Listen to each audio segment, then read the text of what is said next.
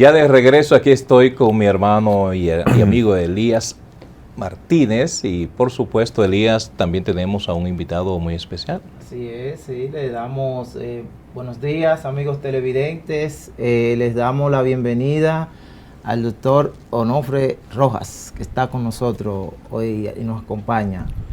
Muy buenos días, muchas gracias.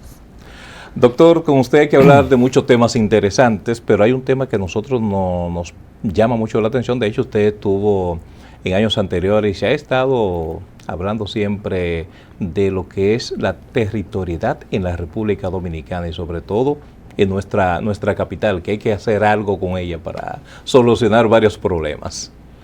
Bueno, el tema del territorio es algo fundamental, esencial. Lamentablemente en el país hemos tardado mucho en asumir la territorialidad en materia de las políticas públicas. O sea, el gobierno dominicano históricamente ha estado organizado fundamentalmente en sectores. O sea, está, digamos, los ministerios son sectoriales, obras públicas, salud, educación, así es. Y así cada uno de los cada sectores. Uno tiene su espacio. Y entonces, claro, y eso hace que normalmente el Estado Dominicano actúa de manera sectorial, entonces, en los territorios.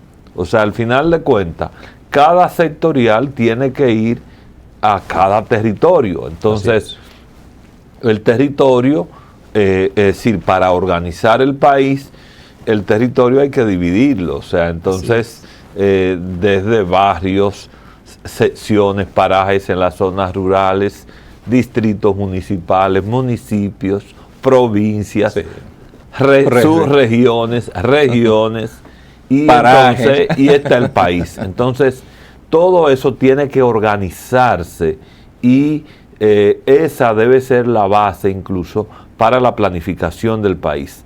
Debo reconocer que hoy día el ministerio que se ocupa de esas tareas, el de planificación, economía, planificación y desarrollo, está muy enfocado en ese enfoque territorial, y eso para el país es muy importante, porque a la hora de que usted se enfoca sobre el territorio, entonces usted puede mirar todo lo que ocurre allí, y entonces eso puede permitir ahorrar muchos recursos, porque normalmente se pierden muchos recursos porque cuando los ministerios no se coordinan a nivel territorial, entonces pueden chocarse obras, actividades, acciones en ese territorio. De manera que yo creo que este es un tema fundamental, y en la medida en que podamos desarrollarlo,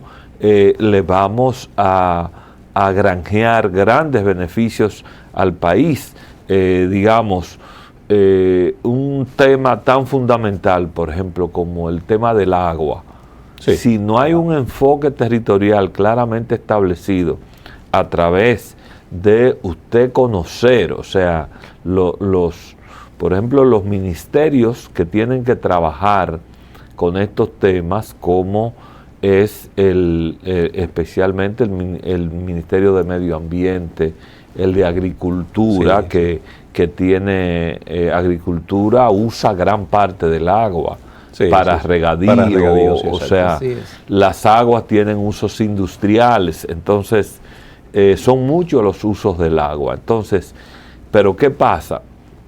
Que no hay una visión sobre cómo se produce el agua, y entonces cómo debe cosecharse el agua. El agua hay que producirla y hay que cosecharla. Entonces, para eso es que tiene que estar muy bien organizado lo que se llama todo el sistema de cuencas hidrográficas. O sea, existe lo que se llama una red hidrográfica nacional.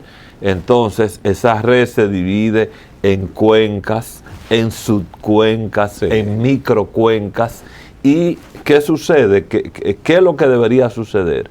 Que las entidades que tienen que ver con el territorio, principalmente los ayuntamientos y el gobierno en cada territorio, o sea, tienen que articularse para trabajar sobre las cuencas, las subcuencas, las microcuencas. O sea, no puede ser que no se tenga una mirada clara sobre eso. Al no tener eso muy claro, entonces la planificación en el país falla. Pero todavía falla más la gestión de los recursos. Entonces, para usted manejar y gestionar adecuadamente los recursos, usted tiene que conocer bien cómo es que eso se produce. Por eso, incluso, yo soy muy partidario de que hay que darle un giro importante a los organismos territoriales. Por ejemplo, el territorio, digamos, más próximo al ciudadano, donde el ciudadano vive, es el municipio. Sí, sí, exacto. Y nosotros tenemos entonces unas autoridades municipales que a nivel de elección popular, esas autoridades municipales representan el 94.6% de todas las autoridades electas. ¿Cómo? Oiga bien, 94.6%. El Senado y la Cámara de Diputados y el Poder Ejecutivo representan el otro 4%. El otro 5.4%. Okay. Ahora bien, ¿qué pasa? El país tiene una paradoja, que el 94.6% de las autoridades, que son las municipales, manejan apenas el 2.5, 2.6, 2.7%. Pero con razón, del presupuesto. Con razón los alcaldes dicen que no pueden resolver. Es que prácticamente la municipalidad en la República Dominicana, desde el punto de vista presupuestario, o sea, es casi una ficción. Wow. Entonces, ahora que estamos hablando de emprender una serie de reformas en el país, y de presupuesto también de la nación. Esto hay que tomárselo con toda la seriedad que requiere. No hay manera de nosotros poder enfrentar los problemas importantes del país. Entiéndase, los problemas de la seguridad pública, los problemas de los servicios en el territorio, el cuidado del medio ambiente. Es decir, todo eso requiere de una autoridad local con capacidades. Sí, exacto. O sea, ¿por qué? Porque los problemas de manera concreta es ahí que están, son en los territorios donde suceden todo lo que se informa en el país, sucede en un territorio determinado. Entonces, en ese territorio hay una autoridad que está de manera permanente en ese territorio. Y esa autoridad es la autoridad municipal. Sí es. Entonces, hasta que nosotros no entendamos eso, vamos a tener todos los problemas del mundo. La gente reclama. Ahora el tema de residuos sólidos. Un descubrimiento hizo el Ministerio de Medio Ambiente ahora, de que todos son botaderos. Lo sabemos. ¿De quién es esa competencia? De los municipios. Es una competencia incluso exclusiva de la municipalidad. Ahora, los residuos sólidos urbanos necesitan, para ser manejados adecuadamente, necesitan de inversión. Aquí te dicen, cualquiera te dice, pero bueno, pero que en los otros países lo usan y lo manejan y reciclan y hacen esto y hacen lo otro. Sí, muy bien, hacen de todo, pero para hacer eso pagan. Pagan eso. Así es. Pagan, o sea, en ningún lugar del mundo donde se manejen bien los residuos sólidos, es decir, la autoridad competente, olvídate que te paga entre 10 y hay lugares que te pagan hasta más de $30. O sea que esas por tonelada. Por toneladas. O sea que esas botellitas que recogemos tanto en el río Sama como en el malecón nuestro, hubiésemos estado aprovechando y convertirlo en dinero, ¿verdad?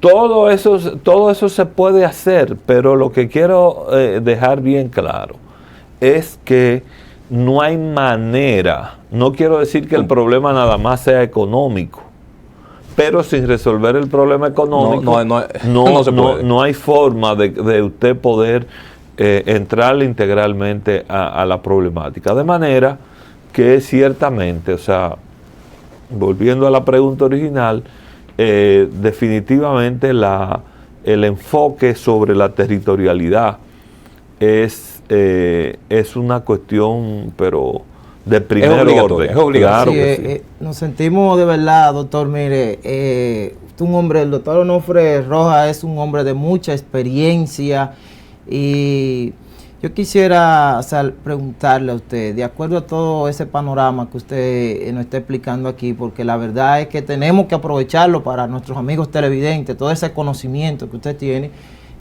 ¿algún plan que usted sugiera para toda esa problemática que están sucediendo así en las zonas territoriales? Bueno, es que imagínese usted, o sea, lo que estoy planteando justamente es que tenemos que cambiar el enfoque. O sea, hay que mirar más hacia la municipalidad, digamos, y no es que hay que hacerlo bruscamente, se puede ir haciendo gradualmente, pero hay que irlo haciendo. O sea, no puede ser que yo le puedo decir, mire, esto no es de ahora. Yo dirigí la Comisión de Reforma y Modernización del Estado en el primer gobierno del doctor Leonel Fernández, del presidente Leonel Fernández. Y hay gente que incluso que me ha dicho, bueno, pero Leonel tampoco hizo nada por los municipios. No fue verdad, al contrario. Ya en aquel momento nosotros negociamos una ley, la ley era la número 1797. Quiere decir que esa ley fue del año 1997. En febrero del 1997 hicimos esa negociación. Mediante esa ley se estableció que a los municipios se le iba a entregar el 4% del presupuesto. Para los municipios en ese momento, déjeme decirle, eso fue una revolución. ¿Por qué fue una revolución? Porque los municipios apenas recibían el 20% de lo que se recaudaba del impuesto sobre la renta. Eso significaba más o menos el 1% del presupuesto nacional. El 1%. Y además lo entregaban a través de la Liga Municipal, discrecionalmente. El doctor Balaguer ahí discrecionalmente se entregaba eso. Al aprobar la ley 1797, los municipios saltaron de menos de un 1% discrecional a recibir un 4%, fijo, o sea que de manera directa. Es decir, que aumentaron en más de un 300% sus ingresos. Si desde aquel momento, le estoy hablando del año 97, ¿cuánto han pasado? Estamos en el 21, son 24 años después. Entonces, ¿cómo es posible que 24 años después de haberse establecido eso, los municipios reciban proporcionalmente menos, 2.7%? Oh, mi Dios. En los últimos años ha rondado por ahí 2.5, 2.6, 2.7. Eso sencillamente es que no puede ser. Tiene que haber una política escalonada. ¿Queremos resolver adecuadamente el problema de la basura? Bueno, vamos a hacer un acuerdo que ese incremento escalonado a los municipios vaya especializado. En vez que por ejemplo, en vez de que el gobierno se ahorre, se ahorre unas millonadas, y además, porque se le invierta a los ayuntamientos. Y además que el gobierno entonces comience a quitarle la competencia a los municipios, porque esa es la otra cosa. Siempre ha habido el interés desde áreas gubernamentales de ellos manejar eso. pero qué bien, pero eso a ti no te corresponde. Ahora, para que tú lo manejes hay dinero, pero para que lo manejen los municipios no hay dinero. Ahí no. Entonces, nosotros tenemos cada vez más que institucionalizar el país. Y son fundamentales, señores. La democracia comienza en el municipio. Hay que asumir eso. Duarte tenía una visión clarísima. Juan Pablo Duarte, en su proyecto de constitución, 1844, estableció incluso que la municipalidad debía ser un poder más del Estado. El cuarto poder del Estado, el poder municipal, y en los hechos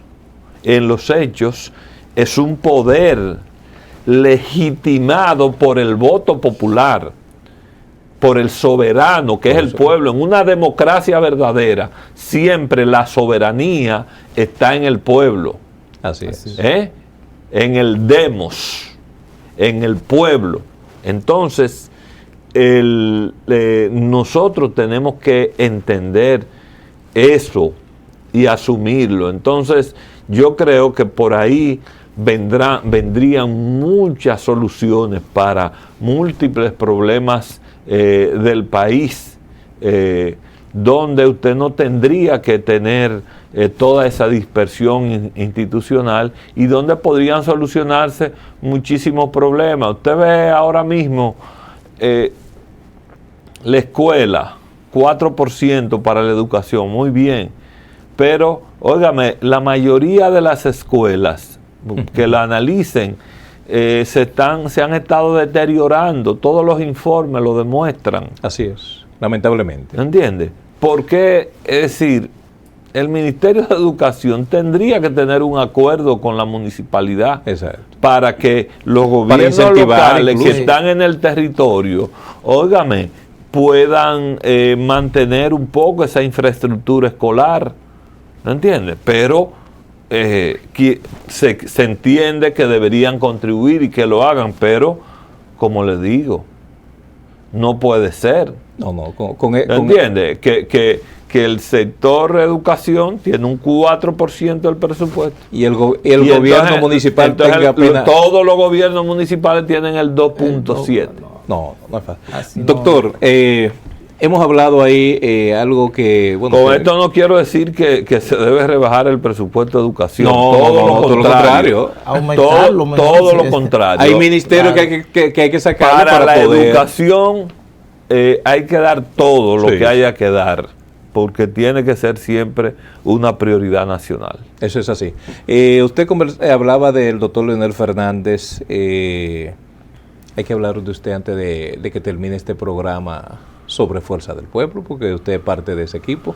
Bueno, no, o sea, el compañero Leonel Fernández, o sea, como se ha visto,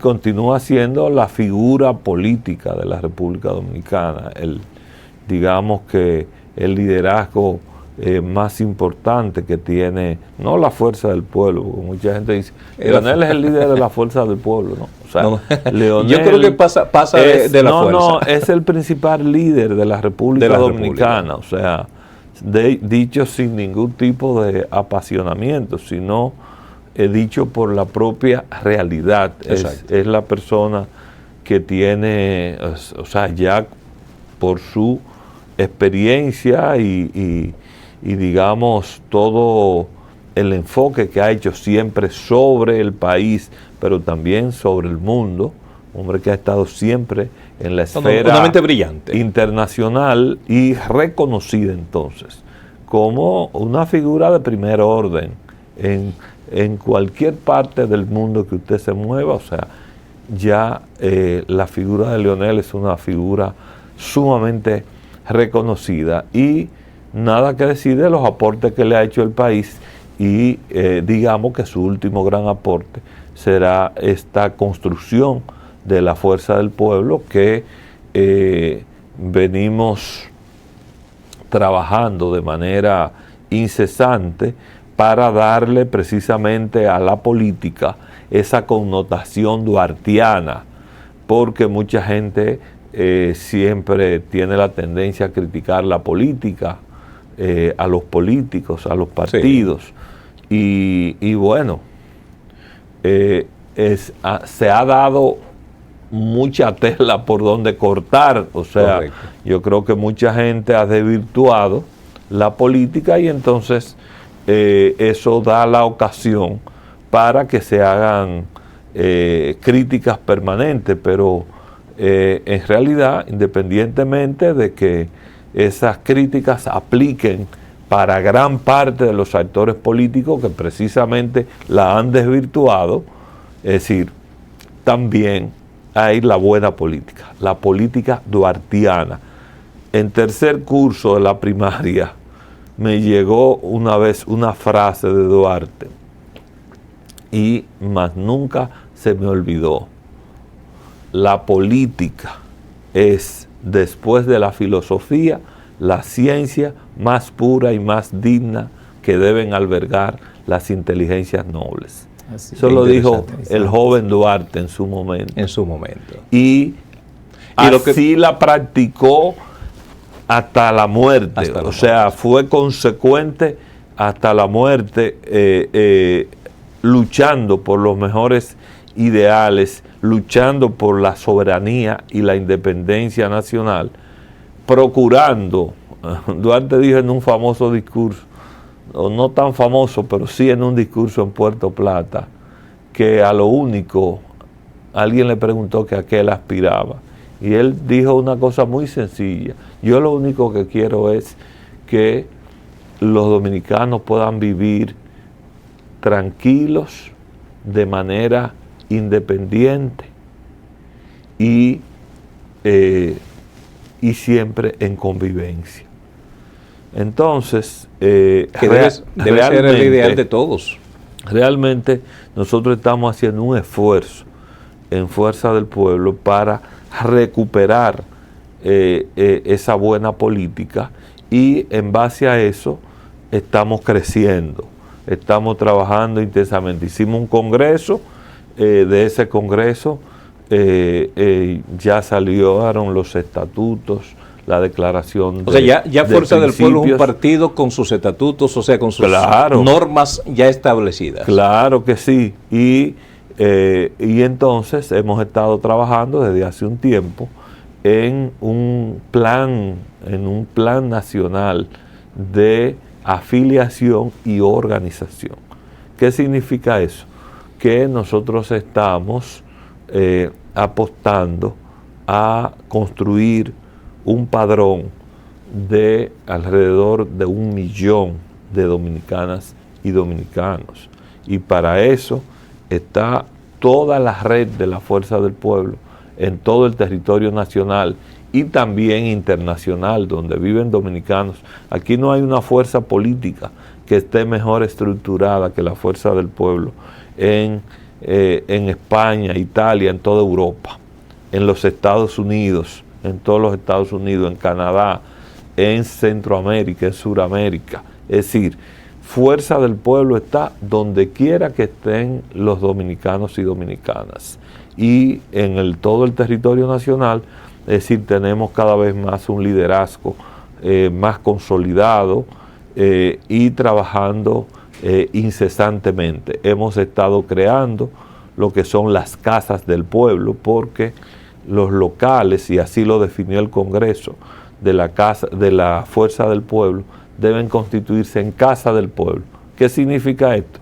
Que no son locales solamente para la militancia sino de para Fuerza todo. del Pueblo, sino para que si un club cultural, si una organización de juntas de vecinos, cualquier tipo de organización que necesite de ese local, es decir, ese local debe estar al servicio.